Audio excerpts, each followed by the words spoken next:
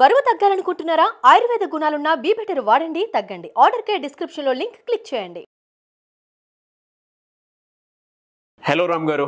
Hi Nagaraju. Congratulations sir. Offline class నేను కూడా attend అయ్యాను, దాన్ని చాలామంది అటెండ్ అయ్యారు. Thank you so much for the participants. నిజంగా మీరు లేకపోతే ఆ క్లాస్ అంత అందంగా అండ్ అంత ఆనందంగా జరిగేది కాదు. అండ్ రామ్ గారు కూడా మంచి సెషన్ సార్. అదే విజువల్ బ్యూటీని కూడా మీరు ఇవ్వడం జరిగింది అందులో. అంటే ప్రతి ఒక్కరికి అది అవసరం కూడా. అయితే ఆన్లైన్లో కూడా అంతే మార్క్ని అంతే హైట్స్ని క్రియేట్ చేశారు. హార్ట్తో కనెక్ట్ చేస్తారు ఏదైనా సరే. అది నాకు బాగా నచ్చినటువంటి విషయం. ఎందుకంటే దీంతో కనెక్ట్ చేయడం ఈజీ, దీంతో కనెక్ట్ చేయడం చాలా కష్టం. So thank you so much. And చాలామంది ఇంకా ఆ రోజు మిస్ అయినటువంటి వాళ్ళు ఎవరైతే ఉన్నారో ఆన్లైన్లో ఎలా అయినా సరే మేము జాయిన్ అవుదాం అనుకుంటున్నాము అని అడిగినటువంటి వాళ్ళు ఉన్నారు. సో నెక్స్ట్ క్లాస్ ఎప్పుడు ఉండే అవకాశం ఉంటుందని అనుకోవచ్చు. క్లాస్ ఫిబ్రవరి 6th నుంచి మళ్ళీ స్టార్ట్ చేస్తున్నాం అండి. ఓకే, ఫిబ్రవరి 6th. చాలామంది ఆన్లైన్ మనం అనౌన్స్ చేయలేదు కాబట్టి ముందే రిజిస్టర్ చేసుకున్న వాళ్ళు ఉన్నారు. వావ్. సో ఫిబ్రవరి 6th స్టార్ట్ చేస్తున్నాం. ఓకే. సో ఈ నెంబర్కి ఫోన్ చేసి ఎవరైనా రిజిస్టర్ చేసుకోవాలనుకుంటే చేసుకోవచ్చు. Fantastic sir. And I wish you all the best again. Thank you so much Naraj for all the cooperation that you did. Programme offline programme చాలా బాగా జరిగింది. సైకాలజీని ఒక హోలిస్టిక్ దాంతో క్రియేట్ చేసి చూడటం, అంటే దాన్ని రిలేట్ చేసి చూడటం అనేది మేబీ విజువలైజేషన్ క్లాసెస్కే సాధ్యమైందేమో అనిపిస్తుంది నాకు. ఎందుకంటే కొంతమందికి కోపం ఉంటుంది, కొంతమందికి స్లీప్ ప్యాటర్న్లో డిస్టర్బెన్స్ క్రియేట్ అవుతాయి, ఇంకొంతమందికి మనీ కోసం అని చెప్పేసి అఫర్మేషన్స్ చేసేటువంటి వాళ్ళు ఉంటారు, బిజినెస్ కోసం ముందుకెళ్ళేటువంటి వాళ్ళు ఉంటారు, ఇంకొంతమంది వాళ్ళకు ఉండేటువంటి మెంటల్ బ్లాకేజెస్ క్లియర్ చేసుకోవద్దు అనుకునేటువంటి వాళ్ళు ఉంటారు. వాటికి అన్నిటికీ విజువలైజేషన్ అనేది ఒక సొల్యూషన్ కిందకి తీసుకొచ్చే సబ్జెక్ట్ని ముందుకు తీసుకెళ్ళడం అంత చిన్న విషయం కాదు సార్. నేను ఒకటే చెప్తాను, ఇది కనెక్ట్ చేయడం ఈజీ, ఇది కనెక్ట్ చేయడమే కష్టం. మీరు త్రూ విజువలైజేషన్ కనెక్ట్ చేశారు, అందుకే ఆడియన్స్ అంత పాజిటివ్ ఫీడ్బ్యాక్ ఇవ్వడం జరిగింది. Thank you so much once again and congratulations sir. Thank you Naraj. Coming to subject, ప్రతి ఒక్కరూ ఒక మాట అనుకొని అదే జడ్జిమెంట్ కింద ఫీల్ అవుతారు, కానీ ఆ జడ్జిమెంట్కి సంబంధించినటువంటి విషయంలో కేర్లెస్గా ఉంటారు. ఒకటి అనుకుంటారు, ఆ విలువైన దాన్ని మర్చిపోయి ప్రవర్తన వేరేలా బిహేవ్ చేస్తారు. దానికిను దీనికి అంటే మనిషి మాటకిను ప్రవర్తనకి సంబంధం ఉండదు. మనం చేసేది తప్పు అని తెలుసు, అక్కడ వ్యాలిడ్ అదే అని కూడా తెలుసు, కానీ ప్రవర్తన మాత్రం ఇంకోలా తిరుగుతూ ఉంటుంది చుట్టూ. అది ప్రతి ఒక్కరికి జరిగేదే. ఎలా అంటే సింపుల్గా చెప్పాలి అంటే సార్, గురువింద గింజ కింద ఒక నలుపు ఉంటుంది చూసారా, అంటే ఆ మోడ్లో నథింగ్ బట్ ఆ మోడ్లో నేను తన తప్పులు తానే ఎరగడు, తన తప్పులు తానే ఎరగడు, కానీ అది తప్పు అని తెలుసు తెలుసు తెలుసు ఇది ప్రతి ఒక్కరూ నాకు తెలిసి రోజు ప్రతి క్షణం ఫేస్ చేస్తూనే ఉంటారు. ఆలోచించుకుంటే ఒక్క నిమిషం తిరిగి ఆలోచించుకుంటే నేను చేసేది తప్పు కదా అని తెలుసు, కానీ తప్పదు. దీన్ని ఎలా సార్ ఓవర్కమ్ అవ్వాలి అని అంటే? నారాజు, నువ్వు ఇప్పుడు చాలా మామూలు మాటల్లో అడిగినా ఇది చాలా లోతైన విషయం. ఓకే. చాలా ఇంట్రెస్టింగ్ కూడా. ఓకే. ఇప్పుడు వింటుంటే నాకు ఒక కథ గుర్తొచ్చింది. ఓ నక్క అడవిలో ఆహారం కోసం బయలుదేరింది. వెళ్దామని బాగా దూరం అంతా వెతికిన తర్వాత ఒక చోట ద్రాక్ష పళ్ళు కనిపించాయి. చిన్నప్పుడు మనం నక్క ద్రాక్ష పళ్ళు కథ అందరికి గుర్తుండే ఉంటుంది. ద్రాక్ష పళ్ళు కనిపించాయి. ద్రాక్ష పళ్ళు కనబడితే అవి కనీసం ఈ తిండి అయినా దొరికింది, తిందామని పైకి ఎగిరింది. ఎగిరితే అందలేదు. మళ్ళీ ఎగిరింది, మళ్ళీ అందలేదు. ఈసారి గట్టిగా ఎగిరింది, అందకపోగా వీపు పగిలింది పైనుంచి కింద పడి. సో చివరికి నక్కకి అర్థమైంది ఇవి అందవని. ఇవి పుల్లగా ఉన్నాయి, ఈ ద్రాక్షలు మనకు అవసరమా అని వెళ్ళిపోయింది. అందని ద్రాక్ష పుల్లనా అని ఒక సామెత ఉంది. అవును, ఈ కథ నుంచే వచ్చింది. మీరు అందుకోవడానికి ప్రయత్నించారు, అందలేదు, ఇప్పుడు అవి పుల్లని ద్రాక్షని వెనక్కి తిరిగి వెళ్ళిపోతున్నాడు. సైకాలజీలో ఈ నక్కకి 3 ఆప్షన్స్ ఉన్నాయి. నెంబర్ 1, ఫస్ట్ ఆప్షన్ ఏంటంటే ఎగిరి ఎలాగైనా అందుకోగలిగిన సామర్థ్యాన్ని తెచ్చుకోవడం. రెండవది, నేను ఎగరలేను, నా చేత కాదు, అది చాలా ఎత్తులో ఉంది అని ఒప్పుకోవడం. కానీ దీనికి ఈగో ఒప్పుకోదు. అది నక్కదైనా సరే సుబ్రావుదైనా సరే ఈగో ఎవరి ఈగో ఒప్పుకోదు. మన క్యారెక్టర్ సుబ్రావు. మూడవది, పళ్ళే మనకొద్దు, దీని జోలికే మనం వెళ్ళక్కర్లేదు అని దూరం వెళ్ళిపోవడం. అసలు ఇప్పుడు నక్క మానసిక స్థితి ఏంటి? ఫస్ట్ ఏమో పళ్ళు కావాలనుకుంది, ఎగిరి ప్రయత్నించింది, దక్కలేదు. దక్కనందుకు తను ఇచ్చిన జడ్జిమెంట్ ఏంటంటే ద్రాక్ష పుల్లగా ఉన్నాయి, పుల్లని ద్రాక్ష మనకెందుకు అని. దీనికి మన బిహేవియర్కు చాలా దగ్గర పోలికలు ఉంటాయి. దీన్ని సైకాలజీలో కాగ్నిటివ్ డిస్సోనెన్స్ అంటారు. అంటే జ్ఞాన వైరుధ్యం. మీకున్న నమ్మకాలు ఒకటి, మీరు అనుకున్న విలువ ఒకటి, మీ ప్రవర్తన ఒకటి, దానికి రేషనలైజేషన్ ఇంకోటి. ఉదాహరణకి మన సుబ్రావు ఇంటర్వ్యూకి వెళ్ళాడు. ఇంటర్వ్యూకి వెళ్తే ఇంటర్వ్యూ చేశారు. 10 మంది క్యాండిడేట్లు వచ్చారు, 4 సెలెక్ట్ అయ్యారు. సుబ్రావు సెలెక్ట్ అవ్వలేదు, దురదృష్టవశాత్తు. ఆయన అడిగారు, ఏంటి సెలెక్ట్ అవ్వలేదే అని. పోతే పోయింది, పర్వాలేదు, అయినా ఈ కంపెనీ మా ఇంటికి చాలా దూరం తెలుసా, అంత దూరం ఎవడు పోతాడు. పైగా నేను అడిగి చూశాను, కంపెనీలో కల్చర్ అంత బాగాలేదంట, అందుకే సెలెక్ట్ చేసినా చేయకపోయినా, ఫస్ట్ అసలు వాళ్ళు సెలెక్ట్ చేసినా నాకు ఇంట్రెస్ట్ లేదు. బ్లేమింగ్లో టైప్ 2 సరేలే. అంటే ఏంటి, ఫస్ట్ విషయం అంటే మీకు అంత కెపాసిటీ లేదు, సెలెక్ట్ అవ్వలేదు, ఈ విషయాన్ని ఒప్పుకోవాలి. ఇది ఒప్పుకోకపోగా మనం రేషనలైజ్ చేసి ఇది నా తప్పు కాదు వాళ్ళ తప్పే. ఆ సెలెక్ట్ అయిన వాళ్ళందరూ ఎవరు తెలుసా, వాళ్ళ బంధువులే. ఆ తర్వాత ఈ సెలెక్ట్ అయిన వాళ్ళందరూ ఇంకా ఇప్పుడిప్పుడే కెరీర్ స్టార్ట్ చేశారు, వాళ్ళకి అది కరెక్ట్ మ్యాచ్ అవుతుంది, మనకి మ్యాచ్ అవ్వదు. ఇన్ని కారణాలు చెప్పి మనం ఏంటంటే ఇక్కడ బాగా జాగ్రత్తగా ఆలోచిస్తే ఇప్పుడు సుబ్రావు మారడానికి సిద్ధంగా లేడు.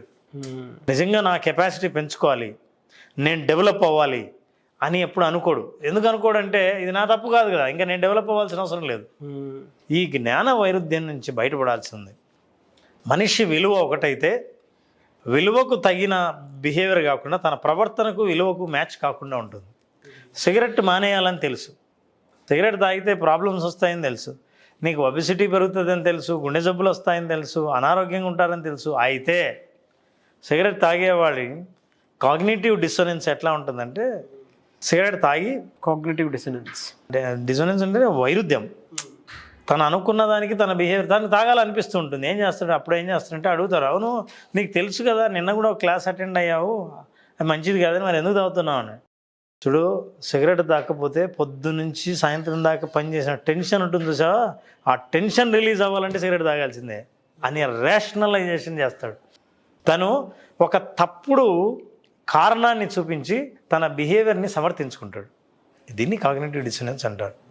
సో అందుకే చాలామందికి మాటలు మాట్లాడుతుంటారు కానీ వాళ్ళ విలువలకి వాళ్ళ ప్రవర్తనకి మ్యాచ్ కాదు, అయినా ఎందుకు కంటిన్యూ అవుతారంటే అది వాళ్ళకున్న రేషనలైజేషన్, ఆ డిసోనెన్స్ను కోఆపరేట్ చేసే, కోపప్ చేసే ఒక రీజన్ని వెతుక్కొని ఆ రీజన్తో జీవిస్తుంటారు. అందువల్ల చాలామంది కలలు కని లక్ష్యాలు పెట్టుకుని లక్ష్యాలను సాధించకపోవడానికి కారణం నేను కాదు, బయటున్న పరిస్థితులను బ్లేమ్ చేస్తూ హాయిగా బతుకుతూ ఉంటారు. దట్స్ ట్రూ అండి. బట్ దీన్ని ఓవర్కమ్ చేయటం ఎలా?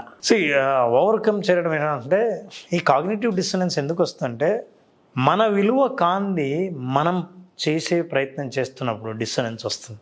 ఉదాహరణకి నేను సింపుల్గా జీవించేవాడిని, నా చుట్టూ అందరూ చాలా కాస్ట్లీ కార్లు కొన్నారు, నేను ఏదో సింపుల్ కారు ట్రాన్స్పోర్టేషన్కి మాత్రం అవసరమని వాడాను, తీసుకోవాలని అనుకున్నాను. ఈ లోపల నా చుట్టూ ఉన్న వాళ్ళు, నా సొసైటీ ఎవరైతే అందరూ వాళ్ళ వాల్యూ ఏదైతే ఉందో అది నా వాల్యూగా తీసుకుని నా మీద రుద్దుకోవడం వల్ల దాని నుంచి అంటే ఆ వైరుధ్యాన్ని భరించలేక నేను ఒత్తిడి ఫీల్ అవుతాను. నేనేమో భరించలేను, నా శక్తి లేదు, కానీ ఇతరులకు చూపించడం కోసం మాత్రం నేను అవన్నీ కలిగి ఉండాలి. ఆ ఎక్స్ప్రెషన్ ఏదైతే ఉందో, సోషల్ ఎక్స్ప్రెషన్, నేను ఇది తను ఇది కాకపోయినా సరే చూపించే ప్రయత్నం చేసినప్పుడు ఒత్తిడి ఎదుర్కొంటారు. కాబట్టి ఫస్ట్ చేయాల్సిన ఏంటంటే, మీరు చేస్తున్న మీ వాల్యూస్ మీవేనా, లేదా ఇతరుల వాల్యూస్ని మీరు దుద్దుకున్నారా, మీ సొంత వాల్యూసేనా? కొంతమంది చాలా డిఫరెంట్గా ఉంటారు. ఏమంటే మీరు ఎప్పుడు సింపుల్ డ్రెస్ వేసుకుంటారంటే, అవునండి ఐ లైక్ దిస్ అని. మీరు ఏ డ్రెస్ వేసుకున్నా అది నన్ను ఇన్ఫ్లుయెన్స్ చేయవు, ఐఎమ్ వెరీ సింపుల్. అలా ఉన్న వాళ్ళకి వైరుధ్యం ఉండదు, వాళ్ళు హాయిగా జీవిస్తారు. రెండవది, ఈ కాగ్నిటివ్ డిసోనెన్స్ బయటపడ్డామని అన్నారు కదా, దీన్ని బయటపడాలంటే ఏ 2 విలువలు నాకు వైరుధ్యంలో ఉన్నాయనే చూడాలి. అంటే నా ప్రవర్తన, నా కెపాసిటీ, నేను మాట్లాడే మాటలు, నేను చూపించే ప్రవర్తన, ఇవి ఎందుకు వైరుధ్యంగా ఉన్నాయో గమనించాలి. నేను ఎందుకు ఉండాలి అలాగా? ఫర్ ఎగ్జాంపుల్, నేను ఇలా ఉండాలని అనుకుంటున్నాను, ఇలా మాట్లాడాలని అనుకుంటున్నాను, కానీ అలా మాట్లాడలేకపోతున్నాను, అలా మాట్లాడడం లేదు. అదే జ్ఞాన వైరుధ్యం అంటే. మరి అలా మాట్లాడలేకపోవడానికి కారణం ఏంటి? ఎదుటి వాళ్ళు ఏమైనా అనుకుంటారనా, నన్ను జడ్జి చేస్తారనా, నన్ను తక్కువగా అంచనా వేస్తారనా? ఇన్ని భయాల మధ్య మీరు ఉంటే ఈ డిసోనెన్స్తో వచ్చే ఈ వైరుధ్యం వల్ల వచ్చే మానసిక ఒత్తిడికి తను ఏ డెసిషన్స్ తీసుకోవాలన్నా 100 సార్లు ఆలోచించి ఏ డెసిషన్ తీసుకోకుండానే ఉంటారు లైఫ్లో. ఉదాహరణకి నేను ఈ బిజినెస్ పెట్టాలనుకున్నా, ఈ బిజినెస్ స్టార్ట్ చేయాలని అనుకున్నా, ఈ బిజినెస్ మొదలు పెట్టాలనుకున్నా, ప్రతిసారి ఎవరితో అయినా ఎట్లాగే మాట్లాడుతున్నా, కానీ నాకంత కెపాసిటీ లేదు. కెపాసిటీ లేకపోవడం అనేది నేను ఒప్పుకోవట్లా, కానీ నేను చేయాలని అనుకోవడం చివరికి ఏం చేస్తానంటే అందరి దగ్గరికి వెళ్ళి ఎందుకో అండి అది కుదరకుండా ఉంది, ఎందుకో తెలుసా, వీళ్ళు ఏవో మిరాకిల్స్ జరుగుతాయి అనుకుంటారు. అంత ఈజీగా అంటే మీ వైరుధ్యం ఉన్నప్పుడు మిరాకిల్స్ జరగవు. వైరుధ్యం కాకుండా మీ విలువలు మీ ప్రవర్తన ఈ రెండు మ్యాచ్ అయినప్పుడు మనశ్శాంతిగా జీవిస్తాడు, అనుకున్న లక్ష్యం చేరుకుంటాడు. సో సాధారణంగా మన నమ్మకాలకి మన యాక్షన్స్కి ఈ రెండింటికి పొత్తు కుదరినప్పుడు ఈ జ్ఞాన వైరుధ్యం కలిగి విపరీతమైన ఒత్తిడి పెరుగుతుంది. కాలం గడిచే కొద్దీ కొన్ని నమ్మకాలు కాలం చెల్లిపోతాయి. ఆ నమ్మకాలకి ఏమాత్రం విలువ ఉండదు. బహుశా కొంతమంది ఆ నమ్మకాలని అలాగే ఉంచుకొని వీళ్ళ ప్రవర్తనని మార్చుకోలేక ఈ వైరుధ్యంలో ఒత్తిడిని ఎదుర్కొంటూ ఉంటారు. అవును. ఇది తెలుసుకున్న తర్వాత సహజంగా ఏ మనిషి కూడా ఈరోజు నా నమ్మకం నిజమో కాదో పరీక్షించుకుందాం అని ఎవరు అనుకోరు. తన నమ్మకం నిజమనే నమ్ముతుంటారు. సో కాలం గడిచే కొద్దీ ఆ నమ్మకం నిజమో కాదో పరీక్షించుకోవాల్సిన అవసరం ఉంది. మీకు ఇట్లాంటి వైరుధ్యం ఉన్నప్పుడు ఎందుకు దీని నుంచి బయటపడాలని అంటే, ఎవరితో కమ్యూనికేట్ చేసినా, ఏ డెసిషన్ తీసుకున్నా, సొసైటీలో మీరు మూవ్ అవుతున్నా ప్రతి క్షణం మీ మీద మీరు అనుమానంతోనే జీవిస్తుంటారు. అంటే నేను చేస్తున్నది ఫోబియాస్, ఒక రకమైన ఫోబియా. అసలు నేను చేస్తున్నది వాళ్ళు ఏమనుకుంటున్నారు. అందుకే కొంతమందిని నువ్వు హిపోక్రటిక్ అంటారు. వాళ్ళు అట్లా అనడానికి కారణం ఏంటంటే నువ్వు చెప్పేది ఒకటి చేసేది ఒకటి, నువ్వు చెప్తున్నది నువ్వు ఫాలో అవ్వట్లని. అట్లా ఎవరైనా అన్నారంటే మీకు ఆ కాగ్నిటివ్ డిసోనెన్స్ ఉందని అర్థం. తర్వాత మీరు ఎక్కడైనా సరే మీ మీద మీరే డౌట్గా ఉంటున్నారంటే, అంటే నన్ను ఎవరైనా చూసి ఏమనుకుంటున్నారో అన్న ఎప్పుడైనా సెల్ఫ్ డౌట్ వస్తుందంటే మీకు ఆ డిసోనెన్స్ ఉందని. అందుకే కొంతమంది నేను చూశాను, వాళ్ళ స్టైల్ ఆఫ్ లివింగ్ ఏదైతే ఉందో వాళ్ళు కాన్ఫిడెంట్గా ఎట్లాంటి వాళ్ళ ముందైనా అదే స్టైల్తో ముందుకు రావడానికి ఏమాత్రం సంకోచించరు. So you need to have that. Your belief system, your actions should match. So you are living confidently. అలా కాకుండా సోషల్ ప్రెజర్తో మీరు జీవిస్తుంటే, అంటే సామాజికమైన ఒత్తిడి మీ మీద ఉండి మీరు ఇలాగే ఉండాలి అని అనిపించినప్పుడు, ఫర్ ఎగ్జాంపుల్ నేను 4 బంగారు ఉంగరాలు పెట్టుకుని అందరితో బాగా కనిపించాలి డబ్బున్న వాళ్ళలాగా, కానీ డబ్బు లేదు. అప్పుడు ఏం చేయాలి? మీరు అప్పు చేయాలి. అప్పు చేసి పెట్టుకున్నప్పుడు అంతా ధైర్యంగా ఇవి నావే అని చూపించలేరు. లోపల ఆ అభద్రత ఎప్పుడు ఉంటుంది. ఇవి అన్నీ అప్పు తెచ్చినవి, ఎవరికైనా తెలుస్తుందేమో అన్న భయం ఉంటుంది. ఇట్లా ప్రతి క్షణం జీవిస్తుంటే వాళ్ళ జీవితం ఎలా ఉంటుందో చూడండి. ఇట్లాంటి డిసోనెన్స్ ఎక్కడెక్కడైతే ఉందో, ఎక్కడైతే నమ్మకాలకు యాక్షన్కు మ్యాచ్ అవ్వలేదో అక్కడ నమ్మకాలని పరీక్షించుకోవాలి. నేను నమ్మేది కరెక్టేనా? అసలు నేను అలా కాకుండా నేను నమ్మిందే ప్రవర్తిస్తే ఏమవుతుంది ఈ సొసైటీలో చూద్దాం అని అనుకున్నప్పుడు స్వేచ్ఛగా బతుకుతారు. డెసిషన్ మేకింగ్ బాగా ఉంటుంది. అట్లాగే సెల్ఫ్ అవేర్నెస్ కూడా బాగా పెరుగుతుంది. So they can move along with any one. They are very happy. Yes. ఉదాహరణకి మహాత్మా గాంధీ ఆయన కొల్లాయి కట్టుకున్నాడు. ఒక పంచ ఆయన కట్టుకుని షర్ట్ లేకుండా బ్రిటిష్ మహారాజు అపాయింట్మెంట్ ఇస్తే వెళ్ళాడు. బయట ఉన్నవాడు ఆపాడు. మీరు బ్రిటిష్ రాజును కలవాలంటే ఇట్లా కలిస్తే ఒప్పుకోరు, యువర్ ఆఫ్ నేకెడ్ ఫకీర్ అన్నాడు. అంటే మీరు బట్టలు లేకుండా సగం అసలు ఒంటి మీద షర్ట్ లేదు, కింద పంచ మాత్రం కట్టుకొని గోచి కట్టుకొని వచ్చాడు. ఏంది భారతదేశ స్వాతంత్రానికి పోరాడే వీరుల్లాగా నువ్వు వచ్చావు, మరి మహారాజును కలుస్తున్నావు, ఇట్లానా వచ్చేది, come with a boot suit hat అని అన్నాడు. అంటే అప్పుడు మహాత్మా గాంధీ అన్నాడు, నా దేశంలో సగం మంది ప్రజలు కట్టుకోవడానికి గుడ్డ లేకుండా జీవిస్తున్నారు. మీరు ఏమనుకున్నా నేను ఇలాగే వస్తా, నన్ను కలవాలని ఉంటే నన్ను లోపలికి పర్మిషన్ ఇవ్వు, లేదా మీ మహారాజును వచ్చి నన్ను కలవమని చెప్పు, నేను నా ఆశ్రమంలో ఉంటా అన్నాడు. సో ఆయన నమ్మకానికి ప్రాక్టీస్కి ఏమాత్రం డిసోనెన్స్ లేదు. ఒకసారి స్వామి వివేకానంద అమెరికా వీధుల్లో తన కాషాయ వస్త్రాలు టర్బన్ ధరించి పోతున్నాడంట. పోతుంటే ఒక వ్యక్తి వెనకాల నుంచి ఆయన తలపాగాను కిందికి లాగాడు, హేళన చేస్తున్నట్టు. వెనక్కి తిరిగాడు. హూ ఇస్ దిస్ అని అడిగాడు. హూ ఆర్ యూ అని అడిగాడు. ఐఎమ్ ఏ మాంక్ అన్నాడు. Oh I thought you are a street side musician అని. నో ఐఎమ్ ఏ జెంటిల్మ్యాన్ అన్నాడు. జెంటిల్మ్యాన్ విత్ దిస్ డ్రెస్ అన్నాడు. How can you say that your a gentleman అని అన్నాడంట. అమెరికాలో మీరందరూ డ్రెస్ని బట్టి జెంటిల్మ్యాన్ ఎవరో చెప్తారు, ఇండియాలో మేము క్యారెక్టర్ని బట్టి మేము జెంటిల్మ్యాన్ అని చెప్తాము. So that is the difference between America and India అని అన్నాడు. సో ఆయన అమెరికా వీధుల్లో కూడా తన డ్రెస్సుతో అలా నడవడానికి ఏమాత్రం సంకోచించలేదు, ఎందుకంటే తన బిలీఫ్ సిస్టమ్, తన యాక్షన్స్ రెండు మ్యాచ్ అయ్యాయి. This is very important. మన యాక్షన్స్, మన నమ్మకాలతో కనుక రెండు మ్యాచ్ అవ్వకపోతే మనిషి తీవ్రమైన ఒత్తిడికి గురి అవుతాడు, సమాజంలో స్వేచ్ఛగా జీవించలేడు. చాలా లోతైన అంశం సార్ అదే. వీడియో 2 సార్లు చూస్తే మీకు క్లారిటీ వస్తుంది. ఎందుకు అని అంటే మనం ఇందులో ఉన్నామా లేదా అనేటువంటి సంకోచం ప్రతి ఒక్కరికి ఉంటుంది. కానీ సార్ చెప్పినట్లు ప్యానిక్లో బతికేసేటువంటి వాళ్ళు కొందరు ఉంటారు. సోషల్ లైఫ్లో ఆ నీడ్స్ మ్యాచ్ అవ్వకపోతే బతికేసేటువంటి వాళ్ళు కొంతమంది ఉంటారు. అంటే ఎవరినైనా అనుకుంటారేమో, ఎవరిని ఏదైనా చేస్తారేమో, పోనీ 10 మందితో కలిపి తలకాయ ఉప్పేసేటువంటి వాళ్ళు కొంతమంది ఉంటారు. యాక్చువల్గా వాళ్ళకి లోపల ఒకటి ఉంటుంది, ఇండివిజువల్గా చూసుకున్నప్పుడు క్లారిటీ ఉంటుంది. 10 మంది కోసం చేసే ప్రవర్తన ఒకటి ఉంటుంది. అవును. సో ఆ గ్రూప్లో వీళ్ళు కలిసిపోయి ఉంటారు. అంటే ఇండివిజువాలిటీని కూడా మిస్ చేసుకుంటారు, మోసం చేసుకుంటారు లోపల. ఒక చిన్న కన్క్లూజన్ కూడా ఎక్స్పెక్ట్ చేస్తున్నాను. అంటే ఆ డెసిషన్ రెజోనెన్స్లో, అంటే ఆ వైరుధ్యంలో నేను ఉన్నానా అని పర్సనల్ చెక్ చేసుకోవాలనుకునేటువంటి వాళ్ళు ఉంటారు. అది ఎలా సార్ అంటే వీడియో చూసిన తర్వాత అయినా సరే ఇది అందరిలో ఉండేటువంటిదే, ఇది అందరిలో ఉంటుంది, ఈవెన్ నాలో కూడా ఉంటుంది. ఒకటి మాట్లాడేది ఒకటి ఉంటే చేసేది ఒకటి ఉంటే ఇంకొకటి ఉంటుంది. అంటే ప్రతిసారి ప్రతి సిచ్యువేషన్లోనూ తెలియకుండా ఏదో ఒక చోట మనం చేస్తూనే ఉంటాం. కానీ అది ఎన్నిసార్లు రిపీట్ అవుతుందో చెక్ చేసుకునేటువంటి అవసరం ఉంది కాబట్టి అడుగుతున్నాను. దీనికి ఎలా సార్ అంటే ఎలా మెజర్ చేసుకోవాలంటే? ఒక 3 లక్షణాలు మనం చెక్ చేసుకోవచ్చు నారాజు. ఓకే. నెంబర్ 1, 10 మందిలో ఉన్నప్పుడు మీ ప్రవర్తన మీకే అసౌకర్యంగా ఉన్నప్పుడు కానీ, 10 మందిలో ఉన్నప్పుడు మీ ప్రవర్తన మీకే అసౌకర్యంగా ఉంటుంది, అది మీ ప్రవర్తన కాదు. నెంబర్ 1. రెండవది, మీరు మీ ప్రవర్తన మీకోసం కాకుండా 10 మంది కోసం మీరు ఎప్పుడైనా ప్రవర్తించారా అనిపించినప్పుడు కానీ. మూడవది, మీరు గతంలో తీసుకున్న నిర్ణయాల పట్ల ఇప్పుడు కూడా మీరు గిల్టీగా ఫీల్ అవుతున్నా సరే. ఈ 3 కాగ్నిటివ్ డిసోనెన్స్కి లక్షణాలు. ఎవరికి వాళ్ళు గుర్తుపట్టవచ్చు. దీని నుంచి బయటపడాలంటే వాళ్ళు ఏం చేయొచ్చు అంటే, నెంబర్ 1, వాళ్ళ బిలీఫ్ ఏంటి, అంటే వాళ్ళ నమ్మకం ఏంటి. నేను ఇలా ఉండాల్సింది, నేను ఇట్లా ఉండాలని అనుకున్నా మనసులో, నేను ఈ మాట చెప్పాలని అనుకున్నా, అట్లా బిలీఫ్ ఏంటి. దాని పక్కన మీ యాక్షన్ ఏంటి, మీ బిహేవియర్ ఏంటి, మీరు ఏం చేశారు. థర్డ్, ఎందుకు చేయాల్సి వచ్చింది.